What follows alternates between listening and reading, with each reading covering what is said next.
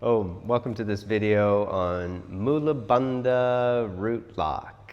Moola meaning root, Bandha meaning lock. So this is a lock or an engagement that is held the entire time through a yoga asana practice or a meditation, a pranayama practice. So it is slightly paradoxical because it's not a lock off. So it is a slight engagement that we use to draw energy up and to seal it within. So although it is a lock, it actually unlocks the flow of energy and it helps to seal energy within the internal organs and just build spiritual energy as a whole.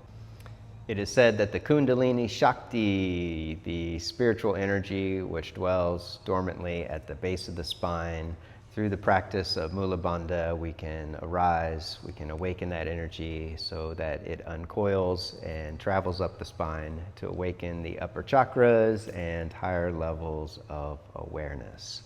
So it is used spiritually for rising energy, for raising our vibration, for elevating our awareness, and it is used physically for toning the nervous system. So it creates good communication from the command center of the brain all the way down the spine to the base of the nervous system at the pelvic floor.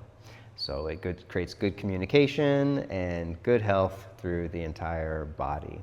It is also used for reversing the aging process to stay youthful and energetic.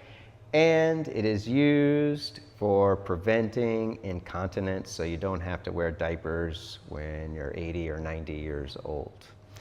So toning the pelvic floor is similar to a Kegel technique where if you were urinating and then you stop the flow and you pull up and in and then you let the flow go again and then you pull up again, you are engaging the muscles of the pelvic floor of root lock of Moola Bandha, but there's too much engagement there. So that enlists too many of the pelvic floor muscles. You're contracting the urethra, the channel that you're urinating from, and you may also contract the anal sphincter muscles. So we want to isolate the muscles between those two. So the pelvic floor space between the genitals is known as the perineum. So depending upon your school of yoga, the tradition that you're practicing, Moola Bandha in its practice may be something different. So in Ashtanga yoga, it is taught as the toning and lifting of the pelvic floor. For men, it is the perineum, and for women, it is the cervix. So in the beginning, you can do it like a Kegel technique. It's a good way to learn to contract and release the flow of urination. But we want to isolate the internal lift, so it becomes very subtle and not a strong contraction. So the way to do that is to imagine that you're lightly pulling up on a string from within. So you hold a light engagement that you're lifting up from. Now, Iyengar gets a little bit more technical with that. So it is the tone and the lift of the pelvic floor, but he also emphasizes that you have to have the lower abdominals engaged. The navel has to stay drawing in towards the spine. And then there is a light scoop of the tailbone, and then energy rises up. So here, the pubic bone is descending, the tailbone is descending, and when the two strive towards each other, then there's an uplift of energy. So this is also taught differently by many different schools. So Iyengar, the lower abdominal engagement, the lifting of the pelvic floor, all is one thing. It's all Moola Bandha.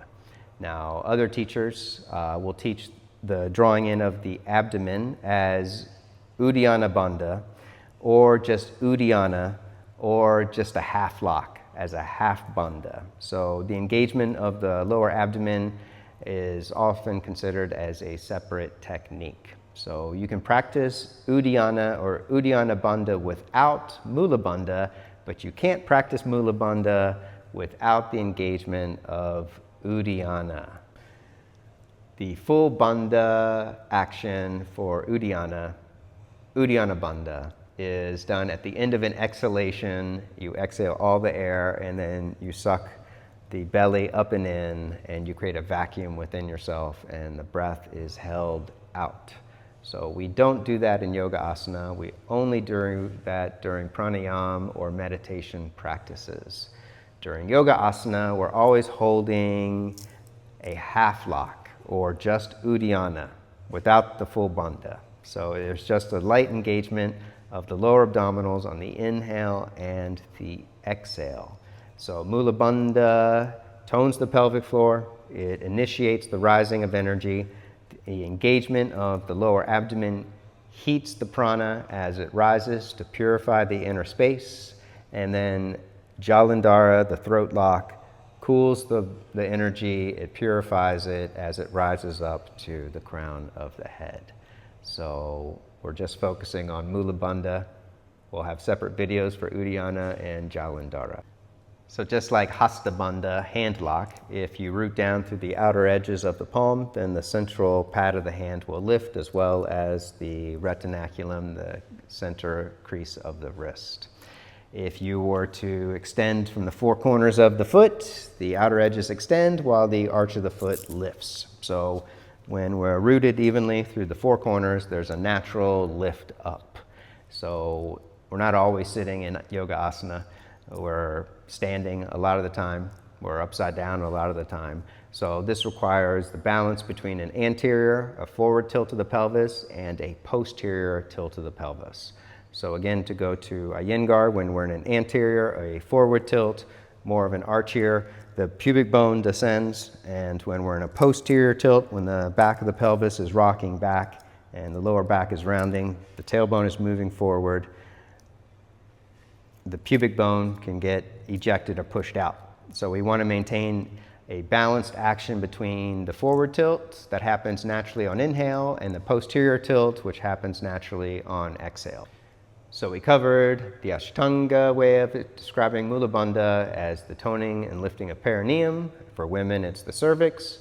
In Iyengar yoga, it is keeping the lower abdomen engaged and lifting up from the pelvic floor while keeping the pubic bone and tailbone striving towards each other. In the Anusara yoga school, it is balancing the pelvis evenly. So when the four corners of the pelvis are weighted when we're sitting, then there's a natural lift of the sushumna of that central energy channel. So we aren't sitting for every single asana. We're standing a lot of the times. We're upside down, inverted a lot of the times. So asana meaning a seat. We can also establish ourselves to get rooted, to get grounded in standing poses or inversions. So when we're in standing poses or upside down, we also want to maintain balanced action in the pelvis. The tendency is when we inhale, we can go into an arch where the pelvis tilts forward. This is the descent of the pubic bone. On the exhale, there's more of a posterior tilt of the top of the pelvis moving back, and the tailbone moves forward. So it creates this action. So all the time, we're trying to hold the descent of the pubic bone and the forward motion of the tailbone, so energy is rising up. So Anusara comes from the Iyengar school, which is why they emphasize the balanced pelvis action, but they also add in spiraling of the thigh bones. So inner spiral will happen on inhale, outer spiral will happen on exhale. So when we are in yoga asana, we can link actions with the breath, where on the inhale, we'll create more inner spiral of turning the thigh bone in, back, and apart, and on the exhale, more external spiral, outer spiral of bringing the thigh bones in, forward, and then out. So there's an inner spiral and outer spiral happening with the legs in every breath. And when we bring more conscious awareness to that, when we emphasize those actions in asana, then it creates this action, inhale, exhale, and this action of the thigh bone turning in the hip socket creates friction, a reverberation that then stimulates, activates our root chakra and draws the energy up. So to recap, Ashtanga yoga, toning and lifting the pelvic floor, the lifting of the cervix, Iyengar yoga, firming the lower abdomen, scooping the tailbone, creating that lift. And Anusara, balancing the four corners of the pelvis, balancing the actions of inhale and exhale of anterior and posterior tilts of the pelvis, while also engaging inner spiral and outer spiral of the thigh bone with the breath. So Moola Bandha can be a vast practice that you can use for yoga asana, for meditation, for conscious breathwork practices, to create an uprising of energy and awareness to deepen your spiritual experience. The practice of Moola Bandha really begins at the roof of the mouth. So although it is the lifting of the pelvic floor, the balancing of hips, it really initiates by lifting the soft palate, the roof of the mouth, because there is an energetic, a physical connection between the roof of the mouth and the dome of the pelvic floor. So anytime the roof of the mouth lifts, then the dome of the pelvic floor also lifts in synchronization. You can feel this anytime you swallow, you laugh, or you sneeze. There'll be a pulling up, a lifting up from the pelvic floor. You can go get a really thick milkshake or like an avocado smoothie, and when you suck through the straw really strongly, you'll notice that your power is pulling up from the pelvic floor. You can feel this now in this moment. Take a moment, and then wherever you are, just close your eyes and get centered. Gather some saliva in your mouth. You can swish it around, get a lot in there, as much as you can, and then swallow strongly.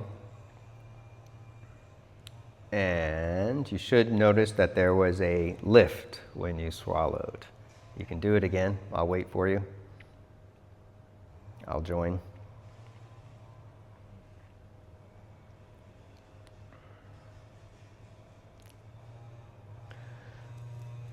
Moola Bandha.